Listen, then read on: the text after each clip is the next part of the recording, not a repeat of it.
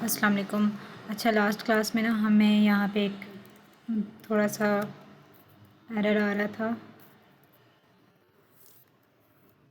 यहाँ पे कि जब हम टेराफॉर्म कमांड एग्जीक्यूट कर रहे थे तो वो हमसे वैल्यू पूछ रहा था, जबकि हमने dev.tf में उसकी वैल्यू डिफ़ाइन कर दी थी। तो उसमें ये था कि ये जो हमारी dev.tf फाइल थी, इसमें ना यहाँ पे हमने ये इंस्टेंस टाइप 3 ये चीज़ नहीं ऐड की थी। तो सिर्फ आप ये चीज़ ऐड करें, उसके बाद आप कमांड देंगे तो ये ऑटोमेटिकली ये रिसोर्सेज क्रिएट कर देगी। ये आपसे फिर कुछ भी इनपुट नहीं लेगी कि आपने कौन सा इंस्टेंस क्रिएट करना है या कितने इंस्टेंसेस क्रिएट करने हैं। ठीक है, तो यहाँ पे सिर्फ इसमें ये आप कह लें कि टाइपो इशू था जिसकी वजह से ये एरर दे रहा था। बाकी आप यहाँ पे 3 लगाएं और उसके बाद आपकी कमांड जो है ना वो सक्सेसफुली एग्जीक्यूट करेगी। उसके बाद आज जो हमारा टॉपिक है ना वो है Terraform output. Terraform output variable basically होते हैं। इसमें ये होता है कि आप जो भी रिसोर्सेज क्रिएट करते हैं, जैसे आप कोई इंस्टेंस क्रिएट करते हैं तो उस इंस्टेंस से रिलेटेड आपको जितनी भी इंफॉर्मेशन प्रिंट करवानी होती है उसके लिए हम टेराफॉर्म आउटपुट का यूज़ करते हैं। ठीक है, इसको हम अभी प्रैक्टिकली मैं करके दिखाती हूँ, फिर आपको समझ आएगी कि टेराफॉर्म आउटपुट वेरिएबल बेसिकली करते क्या हैं।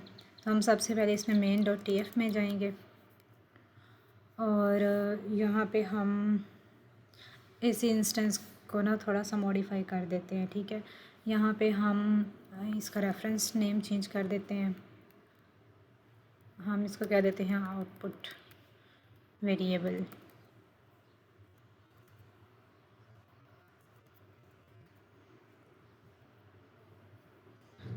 उसके बाद हमें AMI चाहिए होगी और इंस्टेंस टाइप में भी हम उसकी टाइप मेंशन कर देते हैं T3.medium T3.micro।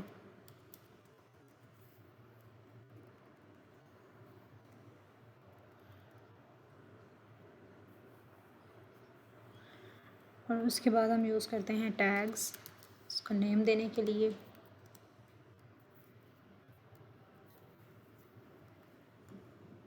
इसमें आ जाएगा हमारा सर्वर नेम, इसको हम नेम दे देते हैं माई सर्वर एंड यहाँ पे हमारी ब्रैकेट क्लोज। ठीक है, अब ये हमने क्या किया है कि हमने सिर्फ अभी कोड लिखा कि हमें एक रिसोर्स क्रिएट करना है। ठीक है, उसमें हमने बताया है कि हमारा जो हमने ना T3 माइक्रो क्रिएट करना है और उसका नाम हम दे रहे हैं माई सर्वर। ठीक है, अब हम ये चाहते हैं कि ये जब इंस्टेंस हमारा क्रिएट हो तो हमें इसका आईपी जो है ना वो भी मिल जाए। तो जैसे ही रिसोर्स क्रिएट होगा साथ ही इसका वो आईपी भी प्रिंट करके दे देगा। ठीक है, तो वो जो हमें जो भी चीज़ प्रिंट करवानी है उसके लिए जो चीज़ हम यूज़ करते हैं उसको बोलते हैं आउटपुट। तो यहाँ पे जो हमारा ये ब्लॉक है इसका नेम भी आउटपुट ही होता है। ठीक है, अब आउटपुट ब्लॉक का नाम भी आप अपनी मर्ज़ी से कुछ दे सकते हैं, तो हम इसको नाम दे देते हैं सर्वर। और उसके बाद आपने ना वैल्यू देनी होती है कि आपको मतलब किस चीज़ की वैल्यू क्या प्रिंट करवाना है। तो उसमें आप बताएंगे AWS, क्योंकि हमने यहाँ पे जो रिसोर्स क्रिएट कर रहे हैं और जिसका आईपी हमें चाहिए उस रिसोर्स का नाम AWS अंडरस्कोर इंस्टेंस है। ठीक है, तो यही आपने उसका रेफरेंस देना है कि आपको AWS अंडरस्कोर इंस्टेंस। ठीक है, और डॉट उसके आगे ये जो रेफरेंस नेम है ये आपने यूज़ करना है और उसके बाद आपने फिर डॉट के साथ बताना है कि अब इस इंस्टेंस की आपको क्या क्या वैल्यू चाहिए, मतलब आईपी चाहिए, पब्लिक आईपी चाहिए, प्राइवेट आईपी चाहिए, या और भी मतलब सीपीयू इसका कि इसमें कितना यूज़ हो रहा है, रैम कितनी यूज़ हो रही है, ये सारी चीज़ें आप मतलब कुछ भी प्रिंट करवा सकते हैं। तो अभी के लिए हम यहाँ पे लिखते हैं कि हमें इसका पब्लिक अंडरस्कोर आईपी, ये चीज़ मतलब आपने एज इट इज़ लिखनी है, पब्लिक अंडरस्कोर आईपी, आपको ये वैल्यू चाहिए। ठीक है, इसकी वैल्यू लास्ट आपने अगेन ब्रैकेट क्लोज कर देनी है और उसके बाद इसको सेव कर देना है। अभी हम इसका पहले प्लान चेक कर लेते हैं।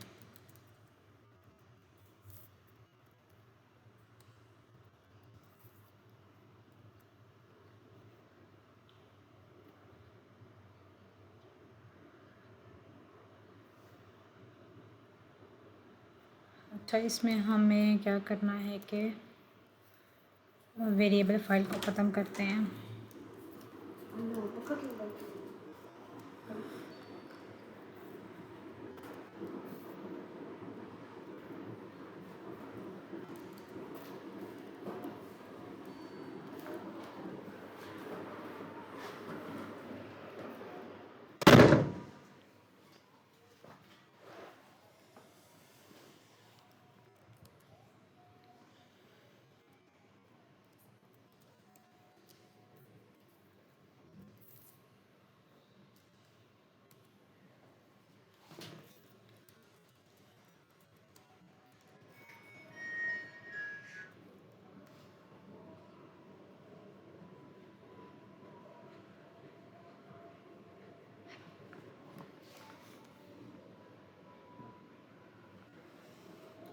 ठीक है, इसमें बता रहा है कि एक ऐड होगा, 0 चेंज एंड 0 डिस्ट्रॉय होंगे। उसके बाद अब हम इसको अप्लाई कर देते हैं।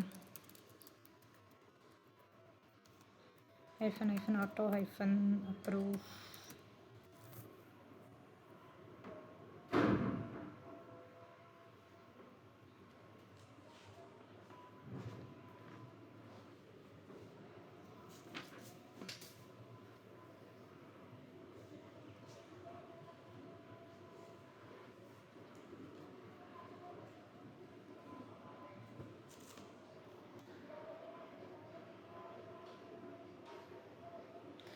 ठीक है, यहाँ पे देखें कि हमने ना उसने रिसोर्स तो क्रिएट कर दिया, बट हमने उसको कहा था कि हमें जब रिसोर्स क्रिएट हो तो साथ ही उसका ना पब्लिक आईपी भी चाहिए। तो ये जो ये रेफरेंस नेम के साथ वो बता रहा है आईपी, यानी कि हमने उसको पब्लिक आईपी प्रिंट करने के लिए कहा। तो ये जो अब आईपी दिया ना इसने, ये हमारा पब्लिक आईपी है। ठीक है, इस तरह मतलब अगर हम मल्टीपल इंफॉर्मेशन इसकी प्रिंट करवाना चाहें तो वो सब हमें मेन फाइल में ना मेंशन करनी है। अब यहाँ पे हम देख लेते हैं कि अगर हमें एक से ज़्यादा चीज़ें प्रिंट करवानी हो तो उस केस में हम क्या करेंगे। सबसे पहले तो यहाँ पे ना फिर आती है स्क्वायर ब्रैकेट। आपने यहाँ पे मतलब एक से ज़्यादा अगर चीज़ें प्रिंट आउट करवानी है तो यहाँ पे अपने स्क्वायर ब्रैकेट से इसको स्टार्ट लेना है एंड क्लोज भी इसको स्क्वायर ब्रैकेट से ही करना है। और फिर उसके बाद जैसे अभी पब्लिक आईपी था, ठीक है, इसके साथ अब आपको दूसरी चीज़ विद कोमा मेंशन करनी है। जैसे आपको प्राइवेट आईपी चाहिए तो ये सारी चीज़ पहले लिखनी है।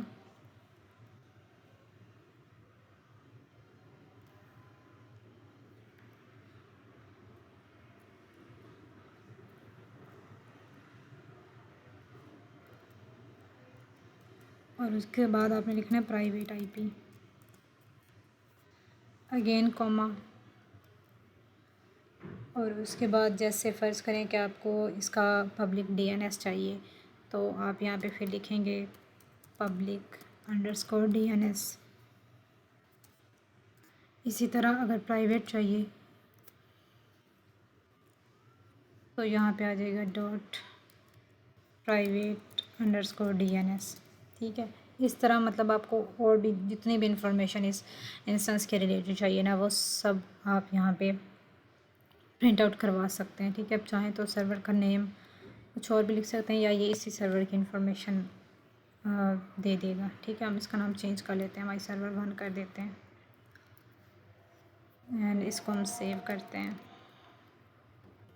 अगेन टेराफॉर्म प्लान एग्जीक्यूट करेंगे।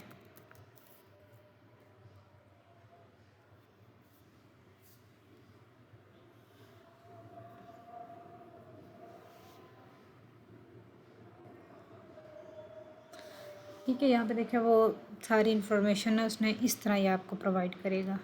इसको हम अभी अप्लाई करते हैं।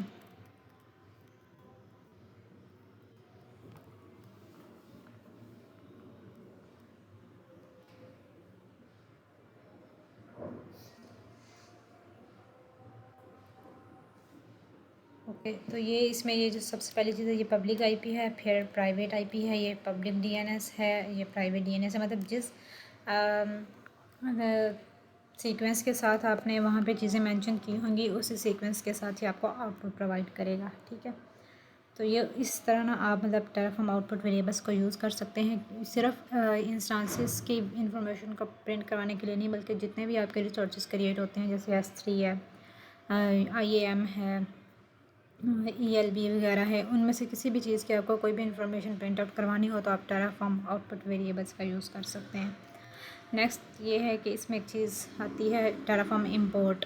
टेराफॉर्म इंपोर्ट का मतलब होता है कि आपके जो रिसोर्सेज क्रिएट हुए हैं AWS के ऊपर या किसी भी क्लाउड के ऊपर, उन रिसोर्सेज को आप यहाँ पे टेराफॉर्म में इंपोर्ट करें और फिर मतलब कि जो भी आपको जिस भी पर्पस के लिए वो रिसोर्सेज चाहिए थे उनकी इंफॉर्मेशन आप चेक करें। ठीक है, मतलब आप ये कह सकते हैं कि जो टेराफॉर्म इंपोर्ट होता है ये हम इसको यूज़ करते हैं इंपोर्ट एंड ट्रैक करने के लिए रिसोर्सेज जो कि मैनुअली क्रिएट हुए हैं। मतलब मैनुअली आपने जो जो क्लाउड के ऊपर रिसोर्सेज क्रिएट किए हैं उनको इंपोर्ट करने के लिए और उनके इन्फॉर्मेशन को ट्रैक करने के लिए हम टेराफॉर्म इंपोर्ट का कॉन्सेप्ट यूज़ करते हैं। तो इसमें यह है कि सबसे पहले तो हमारे पास मैनुअली कोई AWS के ऊपर कोई इंस्टेंस क्रिएट होना चाहिए, ताकि उसकी जो इंस्टेंस आईडी है या जो भी उस रिसोर्स की आईडी है उसको यूज़ करके फिर हम उसको इंपोर्ट कर सकें।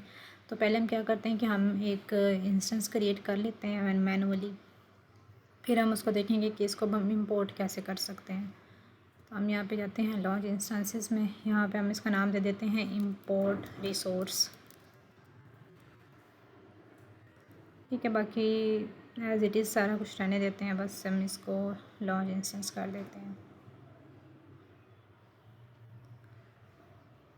यस एग्जिस्टिंग की पेयर।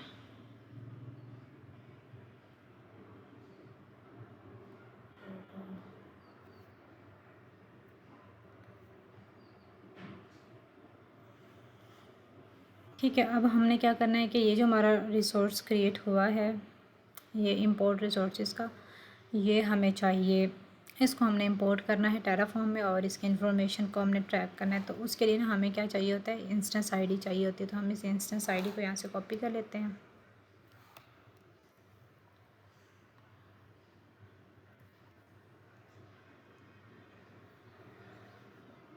और इसको यहाँ पे देखते हैं कि हम कैसे टेराफॉर्म में इंपोर्ट कर सकते हैं। अगेन हमने main.tf में जाना है और अब इस सारी चीज़ को हम रिमूव कर देते हैं।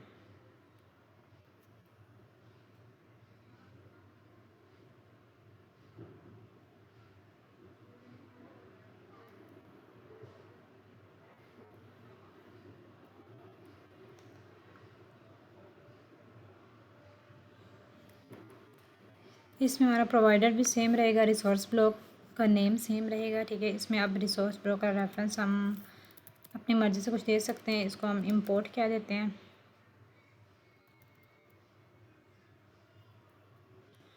और फिर यहाँ से ब्रैकेट हमारी स्टार्ट होगी। अब इसमें ना हमने सिर्फ इसमें हमने लिखना कुछ भी नहीं है, सिर्फ हमने ब्रैकेट को क्लोज़ करना है एंड ओपन एंड क्लोज़ करना है। ठीक है, अब देखिए हमने ना सिर्फ यहाँ पे लिखा रिसोर्स AWS इंस्टेंस और उसका हमने रेफरेंस में हम दे दिया इंपोर्ट। तो अब हमने इंपोर्ट, क्योंकि यहाँ पे तो हम कुछ भी नहीं ना इन्फॉर्मेशन दे सकते, क्योंकि हम कोई रिसोर्स क्रिएट नहीं कर रहे हैं। हमने क्या करना है कि जो पहले से क्रिएटेड है उसको बस इंपोर्ट करना है। तो हमारी main.tf फाइल में सिर्फ ये चीज़ आएगी और उसके बाद जो हम टेराफॉर्म अप्लाई कमांड देंगे जो होती है उसमें हम जो रिसोर्स हमने इंपोर्ट करना है उसका आईडी पेस्ट करेंगे और वो वाला रिसोर्स हमारा AWS से टेराफॉर्म में इंपोर्ट हो जाएगा। तो इसको सिर्फ हमने यहाँ पे सेव एंड क्लोज़ करना है और अब हमने यहाँ पे टेराफॉर्म अप्लाई की जगह पे कमांड देनी है टेराफॉर्म इंपोर्ट। और जो हमारा रेफरेंस था AWS_instance डॉट, हमने रेफरेंस नेम दिया था इंपोर्ट, तो हमने यहाँ पे वो नेम दे देना है और उसके बाद जो हमारी इंस्टेंस आईडी है उसको हमने पेस्ट कर देना है, एंटर कर देना है।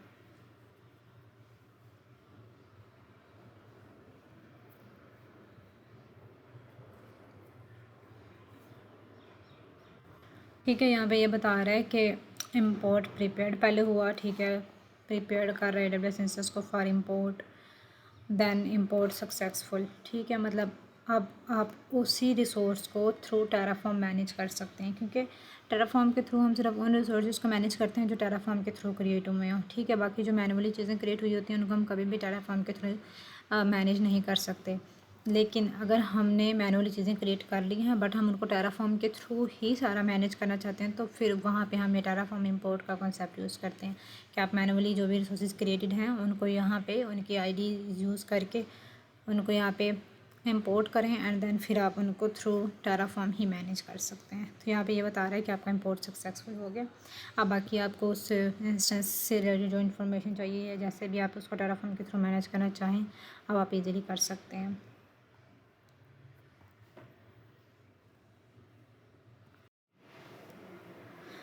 ओके, इसमें अब नेक्स्ट चीज़ आती है Terraform life cycle. Life cycle में ये होता है, मैंने स्टार्ट में भी आपको ये चीज़ बताई थी कि हम main.tf में ऐसे हमने एक टाइम पे एक इंस्टेंस क्रिएट किया, ठीक है। अब हम वो इंस्टेंस क्रिएट करते हैं, टेराफॉर्म अप्लाई कमांड देते हैं, हमारा इंस्टेंस क्रिएट हो जाता है। बट अगर हमने दूसरे नंबर पे हमने कोई और इंस्टेंस क्रिएट करना है तो हम वापस से main.tf में जाते हैं, वहाँ पे दूसरे इंस्टेंस की सारी इन्फॉर्मेशन देते हैं। और जब टेराफॉर्म अप्लाई कमांड देते हैं तो क्या होता है कि जो पहले से हमारा इंस्टेंस क्रिएट हुआ होता है वो उसको ही मॉडिफाई कर देता है, ठीक है। या फिर ये होता है कि अगर हमने पहले एक इंस्टेंस क्रिएट किया है, उसको अप्लाई वगैरह कर दिया और दूसरे नंबर पे हम कोई यूज़र क्रिएट कर रहे हैं, तो वो क्या करता है कि जो पहले वाला इंस्टेंस हमने क्रिएट किया होता है पहले उस टास्क को डिस्ट्रॉय करता है और फिर नेक्स्ट यूज़र वाला जो टास्क है ना उसको कंप्लीट करता है। लेकिन ये मतलब चीज़ एक तरह से नुकसानदेह है कि आपने रिसोर्स क्रिएट ज़ाहिर अपने किसी काम के लिए किया था, तो वो जब आप दूसरा रिसोर्स क्रिएट करते हैं तो पहले वाला ऑटोमेटिकली वो डिस्ट्रॉय कर देता है। तो इस चीज़ से हम कैसे बच सकते हैं ना, तो उसके लिए फिर हम जो कॉन्सेप्ट यूज़ करते हैं ना वो टेराफॉर्म लाइफ साइकिल का होता है। इसमें ये होता है कि आपने अगर एक दफ़ा एक टास्क इंस्टेंस क्रिएट करने का लिखा है, उसको अप्लाई किया है, अब आप दूसरे नंबर पर यूज़र को ऐड करना चाहते हैं या कोई S3 बकेट क्रिएट करना चाहते हैं, तो आप पहले वाले टास्क में लाइफ साइकिल पॉलिसी अप्लाई कर दें और फिर दूसरा टास्क साथ मेंशन कर दें। इससे ये होगा कि आपका दूसरा टास्क भी सक्सेसफुली कंप्लीट हो जाएगा और पहले वाली टास्क पे कोई इफ़ेक्ट भी नहीं पड़ेगा, मतलब वो उसको डिस्ट्रॉय करेगा ना ही मॉडिफाई करेगा, जब तक आप खुद ना चाहें, ठीक है। तो अब हम ये देख लेते हैं कि ये टेराफॉर्म लाइफ साइकिल का कॉन्सेप्ट जो है ना ये किस तरह से वर्क करता है। तो इसमें हम एक यूज़र को क्रिएट करते हैं और साथ ही साथ एक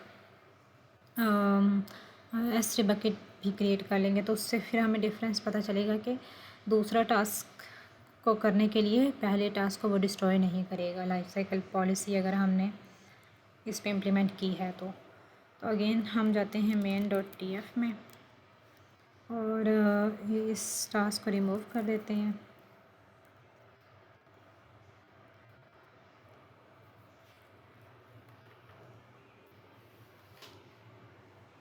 अभी हम यहाँ पे ना एक बकेट पहले क्रिएट कर लेते हैं। बकेट क्रिएट करने के लिए हमने यहाँ पे हमारा रिसोर्स ब्लॉक का नेम है AWS_S3_bucket। देन हमारा यहाँ पे इसका हम रेफरेंस नेम बकेट ही दे देते हैं और उसके बाद हमने यहाँ पे बकेट का कुछ नेम देना है। तो बकेट का नेम हम माई यूनिक बकेट 2026, ठीक है। एंड देन क्लोज़, यहाँ पे भी हमारा ब्रैकेट आएगी। ओके, इसको हम सेव करते हैं और इसको हम अप्लाई करते हैं।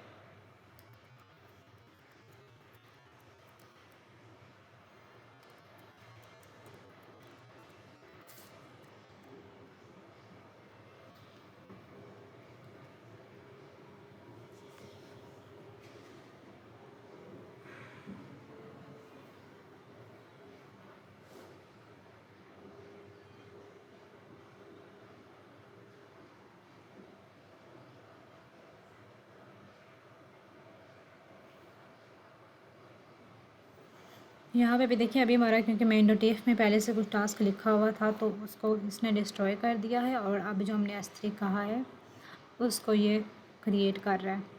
लेकिन अब हमने इसी चीज़ का डिफरेंस देखना है कि अब हमारा S3 बकेट वाला टास्क भी वहाँ पे होगा, लेकिन उसके साथ ही हम यूज़र भी क्रिएट करेंगे, तो ये बकेट को मतलब कि डिस्ट्रॉय नहीं करेगा। बकेट नेम वो कह रहे हैं कि अवेलेबल नहीं है, कुछ और नाम यूज़ करते हैं।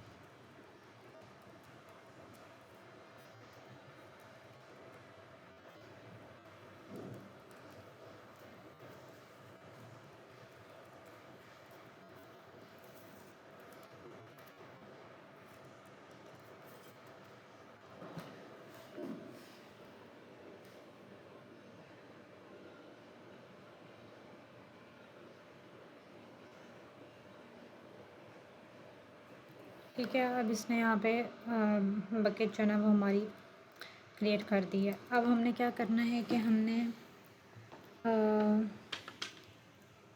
लाइफ साइकिल पॉलिसी अप्लाई करनी है, और उसके बाद हमने दूसरा इंस्टेंस जो है ना मतलब कोई और रिसोर्स क्रिएट करना है। अगेन हम इसमें main.tf में जाएंगे। अब लाइफ साइकिल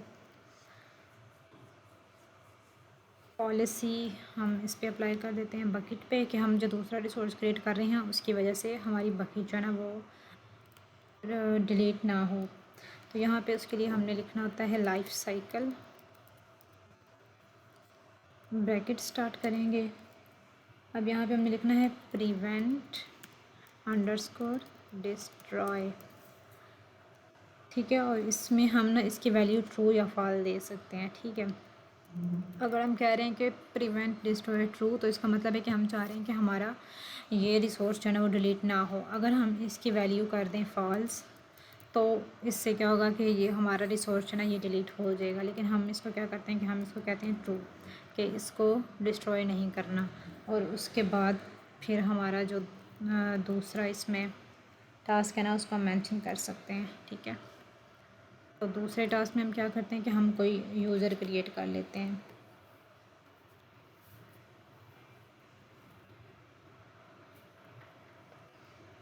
उसके लिए भी हमारा रिसोर्स नेम आएगा AWS _IAM _user, और इसका रेफरेंस नेम हम यूज़र दे देते हैं। और उसके बाद यहाँ पे नेम आएगा कि आप यूज़र को क्या नेम देना चाहते हैं, तो हम इसको user1 नेम दे देते हैं,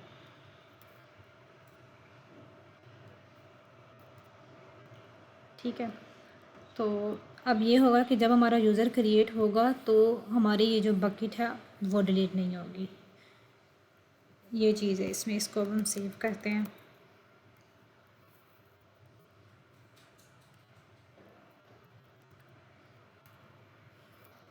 एंड पहले हम इसको अप्लाई करके देख लेते हैं, प्लान इसका देख लेते हैं। Life cycle, okay.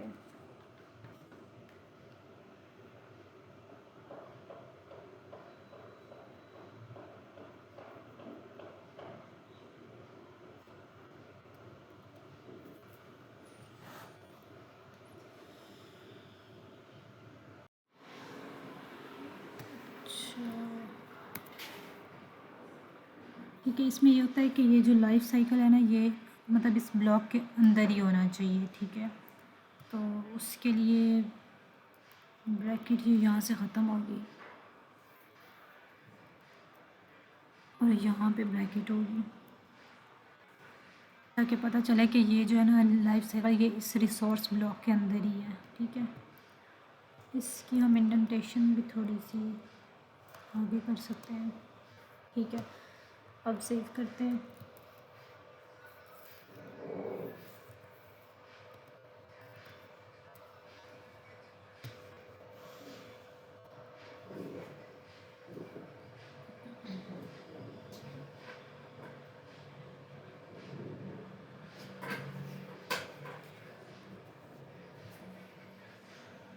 ठीक है, यहाँ पे देखें प्लान में ही वो बता रहा है 1 to add 0 to change 0 to destroy, मतलब उसने यूज़र ऐड कर दिया है लेकिन जो हमारी S3 बकेट थी उसको डिलीट नहीं किया।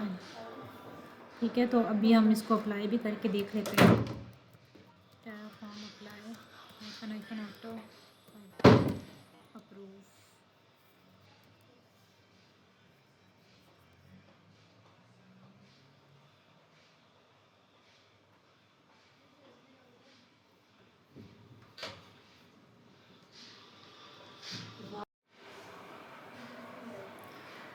ठीक है, यहाँ पे वो बता रहा है अप्लाई कंप्लीट हो गया, 1 रिसोर्स ऐड हुआ, 0 चेंज हुआ, 0 डिस्ट्रॉय हुआ। ठीक है, तो ये तरीका होता है कि आपके प्रीवियस रिसोर्सेज जो है ना वो डिस्ट्रॉय या मॉडिफाई भी ना हों और आपके न्यू रिसोर्सेज भी क्रिएट हो जाएं। ठीक है, लेकिन ये जब एक इन्वायरमेंट में आप काम कर रहे हों तब इस तरह आप कर सकते हैं, लेकिन जब आपने मल्टीपल इन्वायरमेंट्स में काम करना हो तब हम यूज़ करते हैं टेराफॉर्म वर्क स्पेसिस का कॉन्सेप्ट, जो कि हम नेक्स्ट क्लास में देखेंगे।